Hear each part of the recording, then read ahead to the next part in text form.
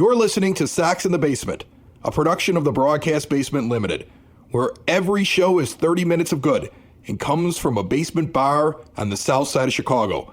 Pull up a stool, pour a cold one, and join us right now for Sox in the Basement. Heard everywhere podcasts can be found, and always at soxinthebasement.com. The date is fast approaching, August the 9th. It is a Friday, kicking off at 5 p.m. at Cork and Carry at the Park at 33rd and Princeton. Sox in the Basement, the 108 combining for a live event. A show that will not be recorded and put online, although there may be some snippets. Ed is going to be there. I've come up with some ideas for you. You may be my Johnny on the spot, talking with the fan base while it's going on, and maybe getting some audio that we can share on the show afterwards. But if people want to see this thing, there's no ticket necessary. It's first come, first serve. Should be a beautiful night between two teams that have given up on their season now that we've heard that the Cubs are probably going to be sellers. And so August the 9th, lots of young players out on the field, and that'll make it more competitive. I think that's going to be a fun series now. That's going to feel like the original Crosstown Classic when the games didn't matter, but come on out and get an award-winning burger, enjoy that beautiful space, indoor, outdoor, hang out with us. We're going to have some fan interaction. Our guest today, Scott Merkin from MLB.com, may stop by, along with a myriad of other guests, and we'll be announcing that as we get closer. And just join us at Cork and Carry at the Park at 33rd and Princeton to see everything they have going on there, and also at the Beverly location where I was at a live show on Friday, and that place was rocking. What a fun patio, what a fun place to be all summer long. See more at corkandcarry.com. You're coming, though, to the event, right? Even though you won't be on mic? That is the plan, and I'm trying to think of things too, like maybe I'll bring some inflatable boxing gloves, and if somebody's wearing a Michael Barrett jersey and someone's wearing an AJ Przinsky jersey, we'll have a charity boxing match out on the street. I love how the lawyer came up with the thing that's going to get me sued when somebody gets hurt. That was brilliant. Well, yeah. Anyway. And then the show is mine. And nobody will listen. I want to kick off this show with our guest because Scott Merkin knows so much about what's happening behind the scenes, and I feel like there are times where Merk kind of takes some flack because he may look at things through a rosy-colored glasses, or he may sound like he's kind of giving you a line from the organization, but I think what you really get from him is what they're really saying and what's really going on, don't you? Oh, yeah, absolutely. I mean, you can't be that entrenched and close with the team and not get some of the real stuff. And sometimes, we're so jaded as a fan base that I think sometimes we forget that the company line is also sometimes exactly what's happening. Joining me on the phone line right now, our good friend from MLB.com. He pops on the show from time to time, and we're lucky to have him. Scott Merkin is on the line. How are you, Merk? Good. How are you doing, Chris? Man, I'm doing great. You must be refreshed after the All-Star break. I know a lot of people that cover the team or work for the team took a nice little vacation, and now it's back to the slog of seeing whether or not this team can set a historically low mark in all of Major League Baseball history. Do you think they can do it? Yeah, I actually didn't have too much. I had a couple of days off, but remember we had the draft on Sunday night, Monday, and Tuesday, and it's not necessarily work intensive, but you're looking for stories. You're waiting for the picks to finalize. You're waiting for Mike Shirley to get on the Zoom. Then you go through his stuff and then write. So it ends up taking you from like 1 to 7:30, So it was a respite from the games, but still worked there. I don't know. I think, they've only had one run this year, right? They were 11-8 and everything else has been a debacle this year.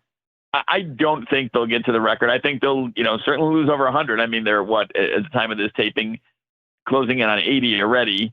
But I don't think they're going to get to the 119 or 120. Now, does it matter if they get to 112 instead of 119 or 108 instead of 119? It's still an awful season and the second straight really bad season for a franchise that probably shouldn't have to go through this kind of prolonged stretch of futility. So, Chris, everyone you talk to, from players, well, not so much players because I don't know if they know the whole system, but everyone in the front office, talks about Chris Getz has a plan. So we are going to see in the next year or so how this plan plays out overall. All right, so you and I have had conversations about it. We talked right before the show, the idea of, well, how much of it is on the manager and how much of it is on the players? Because, if the players aren't good, then, that doesn't put the manager in a very good position. But it is really bad this year. I understand. I mean, as a fan looking in, I noticed that Jerry Reinsdorf generally does not want to pay somebody to sit on their couch for any more than a year. So I understand that Pedro's likely to make it through this season because what's the point of getting rid of him? Or at least that might be the philosophy. But you also hear rumors of who they may hire next year, and a lot of people assume he's going to be out. Do you think that's a foregone conclusion that this is the end for Pedro Grifol at the end of the year? I think a few things. I think a lot of owners of a lot of companies don't want to pay too many people to not do anything for like a year, right? So I don't think that's totally germane to Jerry. And during the time I've covered the team, 22 years, he's, eaten a number of contracts of players that, still had a year and a half. I mean, there were a couple that he ate 2 years on. So I don't think that's totally specific just to the White Sox. And I also think that if you're going to make a move, there needs to be a purpose behind it, right? Like, this team is bad. It's been bad since the start of the season. They were 3-22. There was no and I get they went 11-8 after that, but I think they went 1-18 or 1-17 after that. So at that point, the purpose for me to make a move as manager would be if you have someone in mind in your system, on the staff, even outside the organization, who you think is going to be the manager if you don't bring Pedro back in 2025, that would be the reason to let him go. I get the whole accountability thing, and trust me, everyone knows who listens to me or reads me or does anything else knows that I'm a diehard Michigan fan, and there's a lot of accountability yelling when Rich Rodriguez was coach and Brady Hoke was the football coach, and even when Harbaugh had the couple mediocre years before they went 40-3 over the last 3 years and won a title, I should add. But ultimately, you can't just fire people every year. I mean, this is if they do move Pedro, this is what their sixth manager since Robin Ventura, I think. Robin, Ricky, they'll be there. Yeah, Robin, Ricky, Tony, Cairo filled in when Tony was unfortunately sick, Pedro, and then whoever is next. And you could go 7 if you go back to Ozzie the year before Robin. So that's too many managers. And I just don't know. I mean, did this team have it in them when they were 3-22 if you made a managerial change right then, which would have made sense, right, to turn it around and be decent this year? Or did you just say, well, this is kind of a rebuilding year. We're going to have to take our lumps and hopefully get better next year. He has another year on his contract. I don't know what they're going to do, but I would say it's tough whether you put 80% of the blame on him, which is not fair, I don't think, or 10 or 15%. It's tough to go through when you lose 101 and 112 games in back-to-back seasons, hypothetically, right? That's tough to keep going. So, I just think whatever they've done this year just hasn't worked. And the interesting thing is they have not been. This is going to sound weird and almost kind of like an excuse, but maybe you understand what I'm saying. They haven't been as bad as their record. We've seen some, like, take an example, like Oakland teams or Colorado teams that have been really bad. I mean, the Sox have been in a lot of games, so I don't know what you put that on, that they're just good enough to be really awful. Look at the game against the first game in the Texas series where they had the lead. They blew the save in the 9th, walked the bases loaded to get to Langford, get the righty-righty matchup. I guess you get a force any base too. And Langford got the hit to win the game. And there's been a lot of games like this year. I don't know the exact number, but I want to say there's like 37 or 38 losses where they've let in. Now, again, that's deceiving too, because that could be like 1-0 in the first they let, so, and then gave up 7 in the second. So no one knows the exact, but there's a lot of games where they've been ahead late and lost, and they don't have a lot of comeback wins, if any, so it's, I don't know. I would think there would be a managerial change, but I can't say that for certain. Scott Merkin from MLB.com, presented today by Hyatt Home Medical Equipment. Switch to a new age of life. Keep mom and dad, grandma and grandpa out of assisted living. Make it so they can get around on their own and live independently with stair lifts, ramps, grab bars, lift chairs, and even bathroom remodeling. They work with your insurance. They have 0% financing for qualified individuals. And if you use a CPAP machine and you're unhappy with your vendor, switch now. Get supplies directly mailed to you, and you could test out the latest and greatest in CPAP machines in their showroom on the South Side. They also have the latest and greatest in continuous glucose monitors and so much more. See everything they have to offer at hhme.com. So the way you're talking, and I'll subscribe to it here for a moment. The idea is, look, they've been in a lot of games. Things haven't gone right for them. And you look at what's going on with the pitching side. which has been very good for probably 2/3 of the year, right? Yes, and you see a lot of youth that looks good that could come up here still and join them. And you look at their philosophy, especially in the draft. We see who they're picking up. We see the type of players. Brian Bannister seems to have a system. We'll see how that all works out. But there seems to be a very set plan there. And then you notice in the draft, and this is something we talked about with a couple other folks. We talked to some folks over at Future Sox about it recently. The idea that they were going for, with the exception of a few prep stars, some guys that already were a little bit more developed as hitters. They're looking likely in this trading season over the next week or so of probably trying to find guys that are much closer to the major leagues when it comes to position players that already have a process that aren't raw. And then you see Moncada and Jimenez not worth what they're going to get paid next year and likely getting bought out, and that may add some salary. Is it safe to assume that the team will likely try to address hitting far more, either with trades or with even signings in the offseason, to try to come out and be something different in 2025? Yeah, I think you have to try and take a step forward in 25. I don't think you can go a third straight season if you're the White Sox with this kind of results. I mean, last year's was not expected, and then it quickly got away from them. And this year, I think they knew they were going to be bad. This year, they knew they were going to be bad or not great. I think they wrongly played out, hung their hat on the AL Central, which has not been good in the last 3 years. The AL Central the last 3 years has had a good division winner, the White Sox in 21, the Guardians in 22, who had an amazing September. I think they went like 21-8 in September. And then the Twins last year were like 86, 87 wins, right? That was a team that was near 500 for a good portion of the season. And then the rest of the division was not great.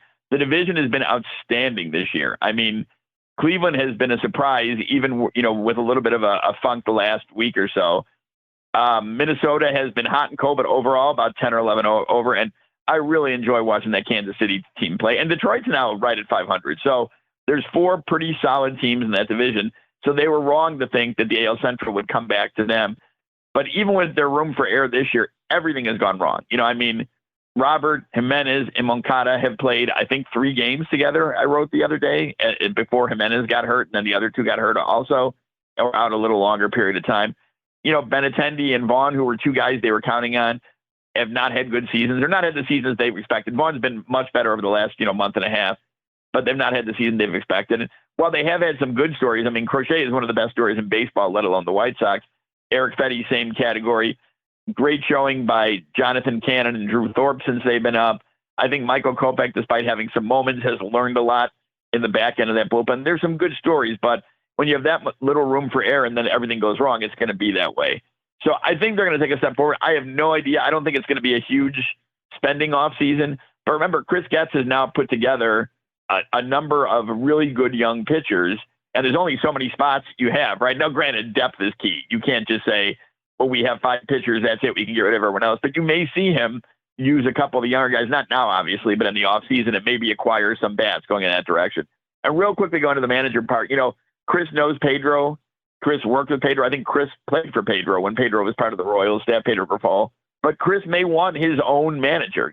Chris was involved in the hiring process when Pedro was picked out of whatever it was, 30 candidates, and I think down to 9 finalists.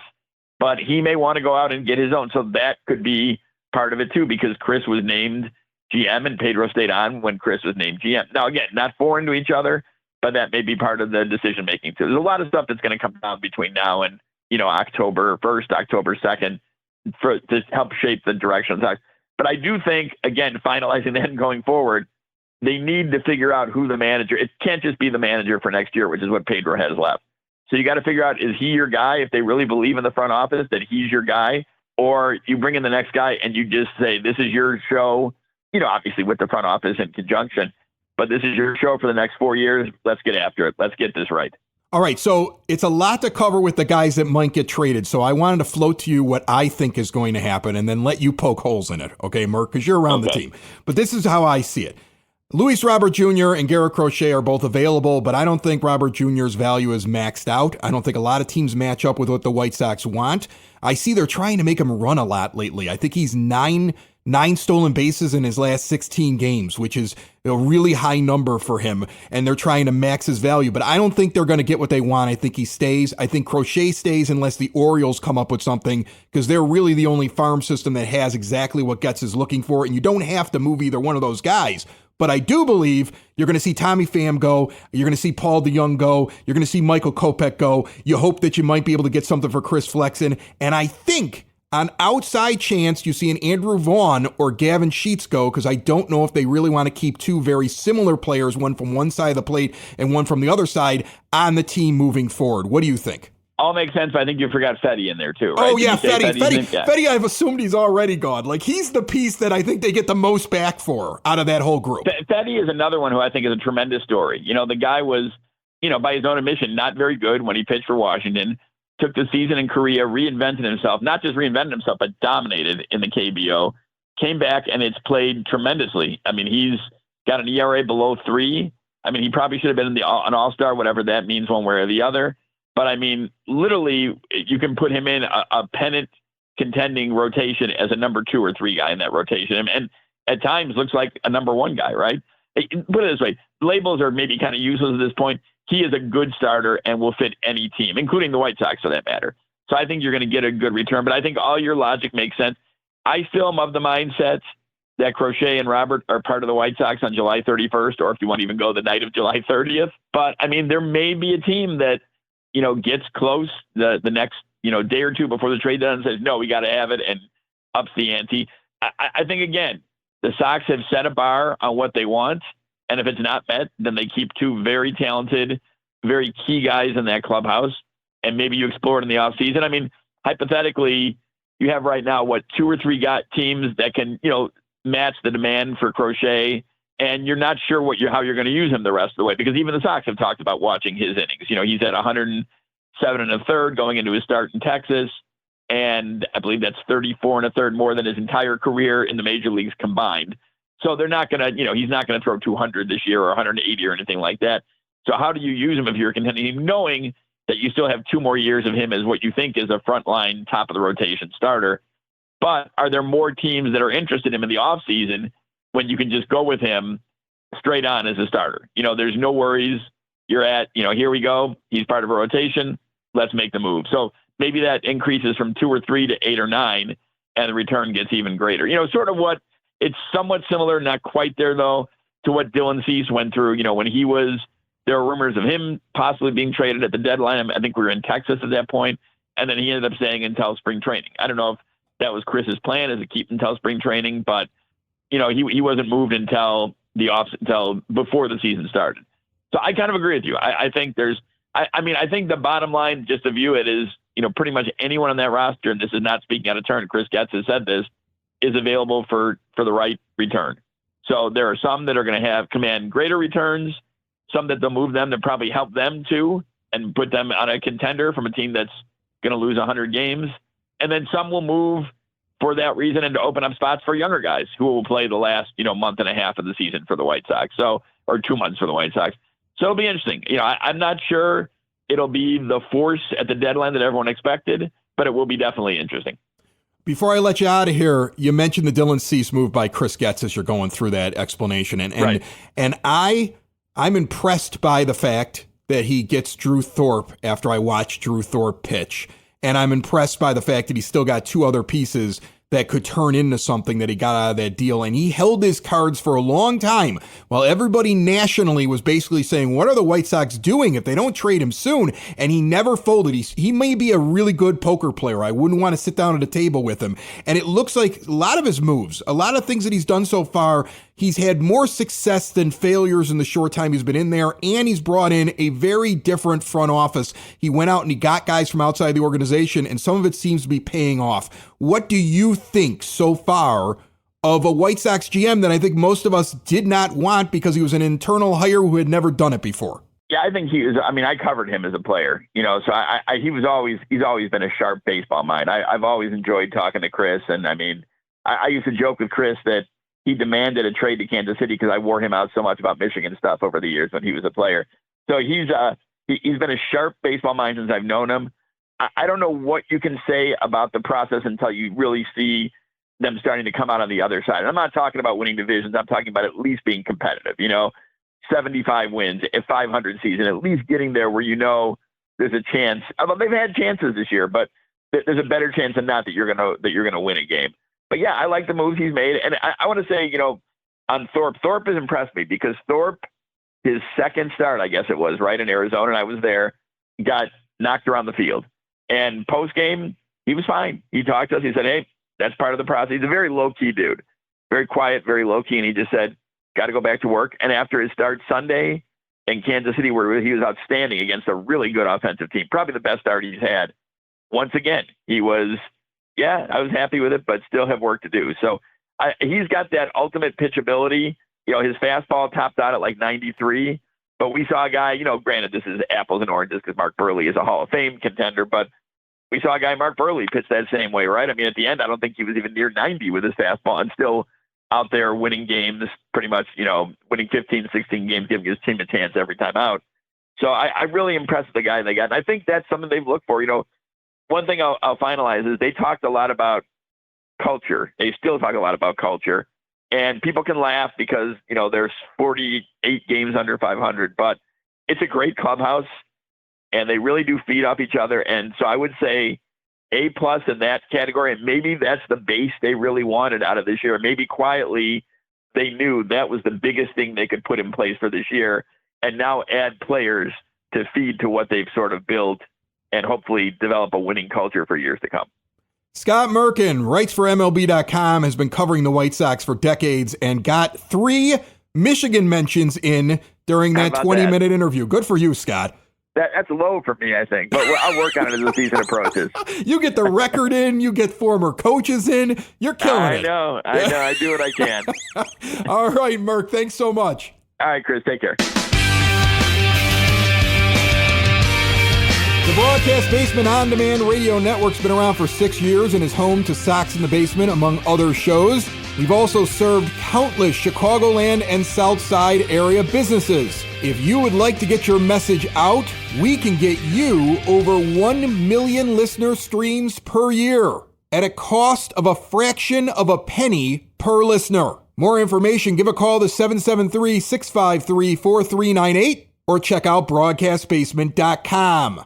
I think the first thing that stood out to me listening to what Merck said is that we're right about a few things. I mean, I'll beat my chest here for a second, but we've been saying for a long time I don't think Crochet and Robert are going. He doesn't think that's going to happen either unless somebody blows the doors off of the White Sox. And we've been talking about the idea you can't keep a Sheets and you can't keep a Vaughn. I floated that out there. He did not push back on that. Listening to it, I've seen a lot of people now starting to talk about the fact that Andrew Vaughn might be the name that also moves off of this team. You see the focus on the pitching. You see the idea that, yes, they're going to get rid of Jimenez and they're going to get rid of Moncada. We're not far off on that, it doesn't sound like. And that they are going to be focusing on adding bats either by trading from the dearth of pitching that they have in the offseason and or spending money when it comes time to the offseason with a little bit of the money that they save on Robert and Jimenez. So I felt good listening to it because it feels like there's a plan. Yeah, well, and that's the thing is there is always, I think there's always going into a trade deadline, a plan for a team. It's just whether or not the plan is realistic, right? And that's always where we run into problems sometimes with the White Sox is that you look at what the plan has been sometimes and you look at what some of the things were done, like think about the Craig Kimbrell trade, right? This one, the plan is relatively straightforward. It's got to be clearing the decks a little bit. And somebody like Andrew Vaughn or Gavin Sheets, they're oddly desirable out on the market. I mean, even watching Ty France from the Mariners get DFA'd and the articles that suggest that he's going to contenders, just on a guy that's coming off of a contender because he's not good enough to hold first base down for them. It is interesting that for all of the talk about Crochet and Robert, that how much you hit on the head, guys like Fetty, Flexen, Vaughn, Sheets, and Pham, and trying to get back some value for these guys that really aren't long-term parts. Well, what's interesting too is who's out there right now. We keep saying the Orioles are probably the only people that can give a good package for Crochet, and that's why I think he ends up staying on the team. But also now we're seeing the Yankees coming out just yesterday. The idea that now the reports are that Jones and the Martian Dominguez, those two outfielders, are not completely off the table in trade talks. And you wonder if they're trying to now get a package and if a team like the White Sox, who they're talking to, because that's what they're going to have to give up. And it won't just be one of those guys. It's going to have to be a package if they're going to get Robert or Crochet to come over to their team. And Chris Getz is in such a great position right now. I mentioned with Merck that he's kind of a poker player, and Merck pointed it out. He waited a long time to trade Cease, longer than anybody thought he was going to, and look what he gets back. He gets a guy who Merck himself described in the locker room as a cool, calm dude who did not get flustered by that second start when he got beat up, who came right back and was dominant. I mean, that guy's a dude right now. I don't know if you saw what I tweeted out recently from the Sox in the Basement Twitter account. Drew Thorpe has a 1.01 whip, walks and hits per innings pitched in 7 starts. There are closers in Major League Baseball who don't have that. That's insane for a starting pitcher. And 5 of those starts were quality starts. And one of those starts was the debacle that was Game 2. So including that second start that he had in Major League Baseball where he got beat up, a 1.01 whip in those total of 7 starts with 5 starts as quality starts, opponents hitting 162 against him. And you know, you look at the guys that were traded in the rebuild with Rick Hahn and how they all failed. And you see the first big move that Chris Getz made in moving Dylan Cease and how he held out. Look at what he seems to have gotten in Drew Thorpe. This could be a long-time top-of-the-rotation guy, and you still have 2 other really nice prospects that we're waiting to see what happens with them. Talent that he can get back, and the talent in playing poker, and the talent in that you can get back from not jumping at the first guys, not jumping at who is the top of the prospect list. I mean, there's a lot of talk about Jackson Holliday maybe being moved by the Orioles, and part of that is that the Orioles are looking at this going, well, you know, we don't have room for all these guys after all. And they're all, Kobe Mayo's on his way up, and Holiday, you know, you got to find a spot for him, and Heston Kjerstad and Kyle Stowers, and there's a lot of guys. And they got to look at him at the major league level, and he isn't ready yet. That's the other thing with Jackson Holiday. That's the problem. The problem is that, you know, when you did get a look at him, he's not like Adley Rutschman. He didn't come up and start succeeding, right? He's struggled mightily, and maybe there's something that they saw in him that they're sitting there going, we're kind of soured on him. Well, you know, if you were back in the Rick Hahn era, I would actually be worried that Rick Hahn would just jump at it because of where he's placed on the prospect lists overall, and would just sit there and go, look what I got, ha, I got it. Because that's how Rick Hahn talks. But, you know, I guess, I don't know. But no, I worry that he would just jump at the name. That's what you'd be doing with the Yankees. You'd be jumping at Dominguez, although he's been dealing with injuries as much as a guy like Eloy Jimenez deals with injuries, right? You'd be dealing away to pick up another outfielder that seems to constantly be hurt, even though he's got this huge ceiling. And then Spencer Jones, for all of the hype, last year, when he gets the AA, he hits 261 with a 739 OPS. I mean, that's not otherworldly in AA. That's not, I mean, he's got a lot of hype, but that's not otherworldly. And so far this year, this is the big guy that everybody says, oh, you got to go get this guy, and the Yankees want him, and now he might be available in a trade. He's hitting 238 in AA with a 716 OPS. So what has he done other than have a lot of hype around him and show up on a prospect list at this point? But what he's actually doing right now, if you just took his name off and looked at the stats, and you'd be like, well, this was like your centerpiece for dealing away Luis Robert Jr. or Garrett Crochet, you'd be like, we did what? I feel like if the Yankees were saying those 2 guys are available right now, I would know Rick Hahn was making a move. I don't know if Chris Getz is making a move to go in that direction in New York, because he seems to be a little bit more selective in the very small sample size that I've seen with him. Yeah, I don't like the idea that a team suddenly makes their previously untouchable prospects available at the trade deadline, because there's ways to shore up your team at the trade deadline if you're contending, okay? If the Yankees need a pitcher, they don't have to have Garrett Crochet to fill in part of the rotation to stabilize things. There's plenty of guys that are out there that they can go and get that are going to pitch decently enough. I mean, heck, the Dodgers just let go of James Paxton. You know, the Yankees, if they just need a starter, if they just need somebody that they think that they can trust, they could go out and pick him up off the scrap pile, try and have him reclaim his glory, and not give up any prospects. But you do worry when all of a sudden Spencer Jones is available, that they have looked at Spencer Jones, they've looked at his game, they've found a flaw, they found something they don't like, and they don't necessarily see him as being such an integral part of the future the way he once was.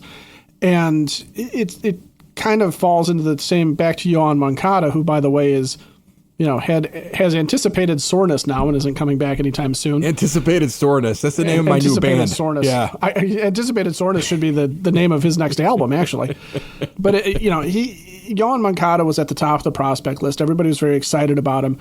The Red Sox had no problems trading him. Chris Sale, tremendous pitcher. Don't get me wrong. Chris Sale, tremendous talent. That was a huge get for the Red Sox. It was going to cost them something. But why not their number 2 prospect? Why give away your top guy? So when you see this and when you start hearing these things, it's not like, hey, get excited, folks, because Garrett Crochet is so awesome that the Orioles can't help but give you their top prospect, or the Yankees can't help but give you their top prospect. It's also that the Yankees and the Orioles and all these other teams have looked at their top prospects and gone, maybe not. And they're not close to Major League ready. And that's, I think, what we had heard initially anyway, was Garrett Crochet's moving for Major League ready talent. Luis Robert Jr. is moving for Major League ready talent. Drew Thorpe was Major League ready talent. He needed a little bit of time in the minors still. They wanted to do something with him, obviously. That's it. You're nailing it right there, Ed. That's actually the perfect comparison. What Chris Getz did was hold out for somebody he knew was going to be able to come in and compete. And you don't know how it's going to work out with Thorpe, of course, but he was Major League ready. And if he waited, remember what they were telling us. They were going to compete this year, right? They were going to be much better than what this was this year. They wanted to go do a quick turnaround. And even in the face of that, that's what they held out for. There's no way they don't expect more or at least the same for Crochet. But again, Crochet, look at the level he's pitching at and look at the fact it's 2 more years, and look at Robert with 3 more years. They're looking for Drew Thorpe's like the floor. The Drew Thorpe deal for Cease is the floor of what the White Sox are looking for those 2 players. Teams either pony up or they just hold on to them into the offseason. If it's less than that return, then you're like, what are we doing? It's not just about whether or not Chris Getz wants what he, gets what he wants when it comes to these trades too. It's also a question of, do teams not just match up with their minor league system and their prospects? Because everyone's really focused on their prospects. But when you look at somebody like the Orioles, you kind of wonder if he's sitting there going, yeah, but you know what? I also want guys off of your major league roster. I also want to talk to you about Jordan Westberg. I want to talk to you about Gunnar Henderson. And maybe it's something where Chris Getz, if he's going to make this move, he's going to make this move to get somebody that's already an established rising star in the major leagues and try and hold out that way. So I wouldn't be surprised if, what we're really missing here is who's on a major league roster already that Chris Getz really wants. Sox in the basement. Sox in the basement. Sox in the basement. Sox in the Basement. Heard everywhere podcasts can be found, and always on soxinthebasement.com.